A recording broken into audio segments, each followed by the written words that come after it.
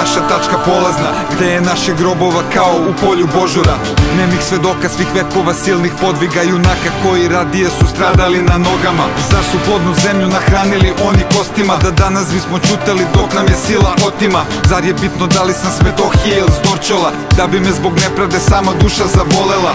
U ovoj borbi ne vrede ni avioni, vrede udžbenici školski u kojima jasno stoji ko je uzdigao hram, ko skrnavio je oltar, koje nasleđe je čast večna, a šta je sramota? Ni bombe ni glasanje ne izbrisaše Lazara, dokle generacija nova na njemu stasava.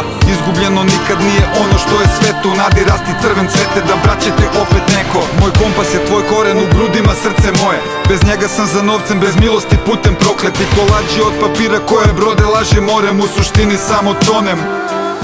Stalno pitate vi mene šta mi znači Kosovo, nije vam jasno, objasnit ću vam ponovo. Kosovo je seme iz koga sam ja poniko, izvor i korito iz kog je narod poteko. Kažu nam zli jezici da Kosovo je propalo, neverni i slabi kažu Kosovo je gotovo, a ja vam svima kažem samo Kosovo je oteto, rušeno i spaljeno od dušmanina prokletog. Čudno vam što gradsko dete nema neke druge teme, sad je takvo vreme, svako gleda samo sebe. Živimo bez vere, bez nade i bez želje, zidamo kule a zaboravljamo temelj, jer narod bez porekla to je presušena reka. Bez majke mi smo čeda što su ostala bez mleka, al tu na mestu starom gde je Milo život dao, vođen Lazarovom pravdom opet vaskrsnuće narod. Jer u nama i dalje živi predskazanje, kosovski zavet koji trajaće za navek. Zato učimo decu da znaju pravu istinu i nek nam pozdrav bude do godine u Prizrenu.